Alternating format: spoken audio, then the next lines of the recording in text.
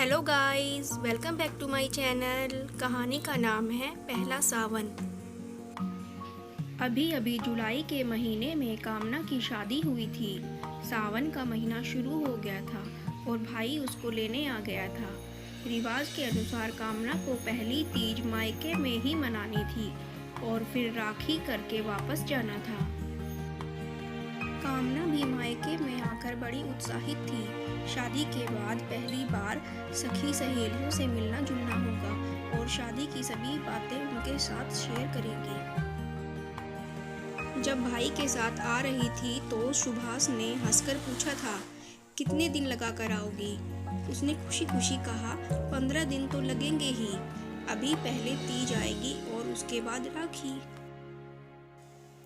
सुभाष उसकी बात सुनकर चुप रह गया, फिर बोला, अच्छा चलो, अच्छी बात है।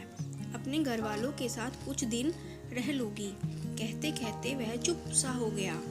उसने खुशी खुशी सुभाष की तरफ देखा, लेकिन अपने उत्साह में उसने ध्यान ही नहीं दिया कि सुभाष उसके जाने की बात सुनकर और ऊपर से इतने दिन की बात सुनकर थोड़ा सा उदास हो गया था।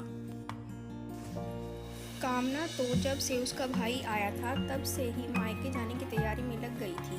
उसकी सास ने उसको कुछ तीज त्योहार की रस्मों के बारे में बताया और उसको साड़ी श्रृंगार का सामान दिया। उसने ध्यान से उनकी सारी बातें सुनी और फिर भाई के साथ चल पड़ी। यहाँ तक कि जाने के उत्साह में चलते समय सुभाष से बात करना भी ज़्यादा मुनासिब नहीं समझा। मायके में उसके चेहरे पर आए नूर को देखकर सब खुश थे। उसके कपड़े, गहने, चेहरे पर प्रसन्नता सभी को सुकून दे रही थी। 2 दिन तो उसके सभी से बातचीत में ससुराल की बातें करते हुए निकल गए। वह बड़े चाव से अपनी सारी बातें उन्हें बता रही थी। वहाँ सब कैसे है, कैसा होता है, कैसा खाते पीते हैं, सबकी बातें हो रही थी। लेकिन सुभाष के बारे में उसने कोई खास बात नहीं की किसी से। उसकी सहेली नंदिनी ने उसे टोक दिया, क्या बात, हमारे जीजा जी की बातें राज रखनी है क्या? उनके बारे में तो कुछ भी नहीं बताया। उनके बारे में क्या बताऊं? वो भी अच्छे हैं, मतलब बहुत अच्छे हैं। उसकी बात सुनकर नंदिनी हंसने लगी, तू तो बिल्कुल वैसी की वैसी है, कोई बदलाव नहीं। शादी करके क्या बदलाव आ जाता है? कामना हंसते हुए बोली। अच्छा चल ठीक है, कोई बात नहीं, तू ऐसे ही अच्छी लगती है, हंसती मुस्कुराती, नंदिनी ने कहा। तीज से पहली रात उसने मेहंदी लगवाई तो भाभी ने सुभाष का नाम लेकर छेड़ा। कामना को कुछ झिझक सी महसूस हुई। तीज वाले दिन सुबह आराम से उठी और मेहंदी का रंग देखा, बहुत गाढ़ा था और उसे भाभी की बात याद आ गई। साथ ही सास की सभी बातें याद आ गई, कैसे पूजा करनी है। सब याद करते करते उसे सुभाष की भी याद आई। इन दिनों में सुभाष की तो यादें उसे आई ही नहीं थी, जैसे भूल गई हो।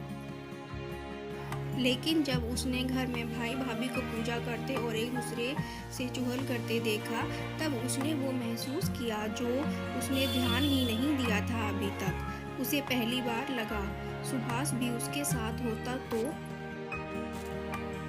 उसने अपने मन में एक अनजानी मीठी सी भावना को महसूस किया और सुभाष की याद आते ही उसके साथ बिताए हुए पिछले दिन याद आने लगे। सुभाष कितना ध्यान रखते हैं उसका, कैसे तारीफ करते हैं, और फिर उसे याद आ गया जब वह आ रही थी तब कैसे उदास हो गए थे। और उसने तो आने के बाद से फ़ोन भी नहीं किया।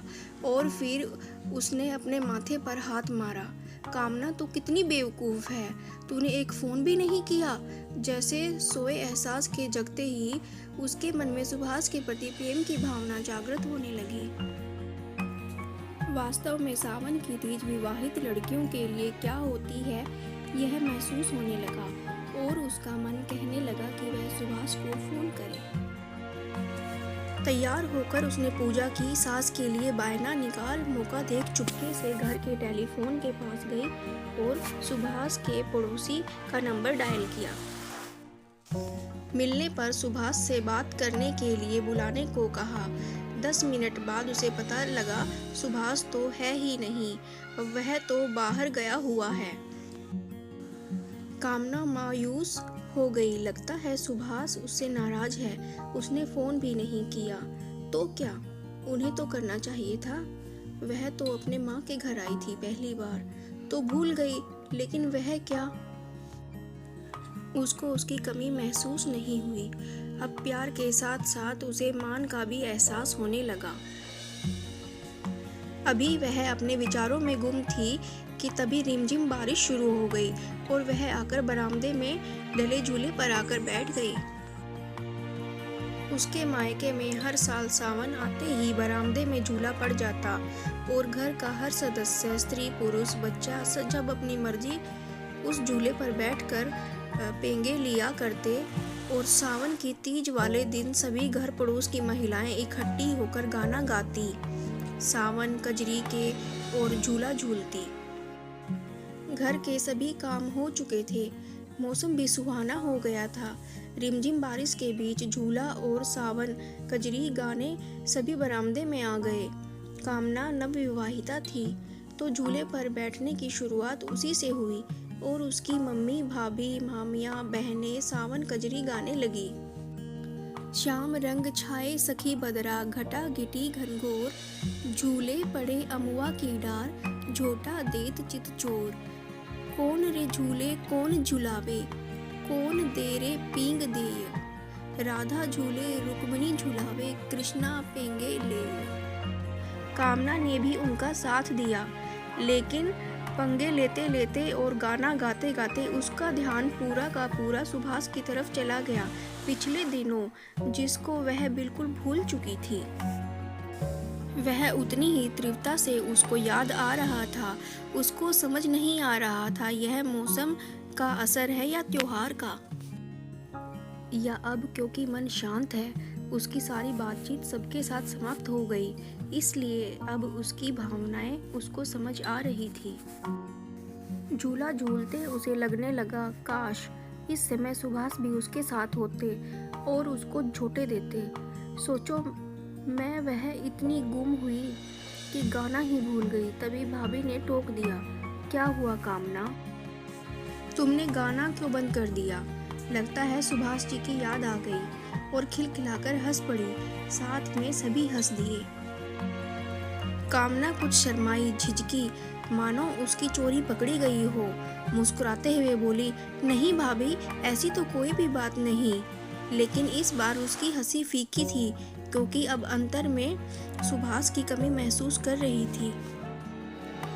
हाँ, याद तो आएगी भाई, पहला सावन और पहली तीज, और हमारे यहाँ ससुराल से तीज लेकर भी तो आते हैं ना। पर इसकी सास ने तो इसके साथ ही भेज दी थी। लगता है जब लेने आएंगे तभी ननंद जी की तीज मनेगी। सभी जितनी चुहलबाजी कर रहे थे, कामना में विरह भाव उतना ही तीव्र हो रहा था। आज उसने समझा था कि जो भी कवि लेखक कुछ लिखते हैं, सावन के मौसम में बिना पी के पत्नियां कैसा महसूस करती हैं, वह सब सच ही होता है। उनके हृदय को सावन की रिमझिम बौछारें आनंदित सिंचित नहीं करती, बल्कि जलाती हैं, विरह अग्नि भड़काती हैं। ऐसा ही कुछ हाल उसका हो रहा था। सुभाष के प्यार की रिमझिम बारिश की चाहत अब उसे तड़पा रही थी। काश वह भी होते यहाँ, काश आ जाएं। उसका दिल बार बार यही आवाज लगा रहा था। उसके गाने में सभी का साथ देने की कोशिश की। बारिश लगभग बंद हो चुकी थी। टिप टिप कुछ कुछ बादलों में रुकी बूंदें टपक रही थी। गाना बजाना भी बंद हो चुका था। शाम ढलने लगी थी और सब फिर अपने अपने काम में व्यस्त हो गए। कामना वापस आकर झूले पर बैठ गई और आंखें बंद कर सुभाष की छवि याद कर मन ही मन गुनगुनाने लगी। आ जाओ तुम प्रियतम प्यारे, सावन गुजरा जाए, रिमझिम बदरा मुझे जलाए और सहा ना जाए। आ जाओ, आ जाओ। तभी उसके कंधों पर किसी का स्पर्श हुआ, कुछ पहचाना सा। उसने आंखें खोली तो पलकें झपकना भूल गई। सामने सुभाष खड़े हैं। उसने आंखों को फिर से बंद किया और फिर हाथों से मलकर खोला तो यह तो सच में सुभाष ही हैं। उसकी आंखों में खुशी के साथ साथ आश्चर्य भर गया। वह झूला छोड़कर एकदम खड़ी हो गई। सुभाष ने उसकी तरफ मुस्कुरा कर देखा। किसके ख्यालों में खोई हो? सुभाष का इतना बोलना था कि पता नहीं कामना को क्या हुआ। वह प्रेमातिरेक में एकदम से सुभाष के गले लग गई। तुम्हारे अस्फुट से स्वर निकले। वह भूल गई कि अपने मायके में है। उसके इस रूप और अपने पति प्यार को देखकर सुभाष का चित्त प्रफुल्लित हो उठा और उसने उसे बाहों में कस लिया।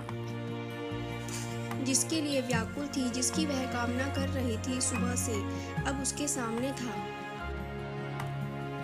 वास्तव में सही अर्थों में शादी के बाद सुभाष के प्रति आंतरिक प्यार उसने आज ही पहली बार महसूस किया था। यह शायद उससे दूर होने और सावन के त्योहार का असर था जो उसे सुभाष के प्रति अपने प्यार का एहसास हुआ था।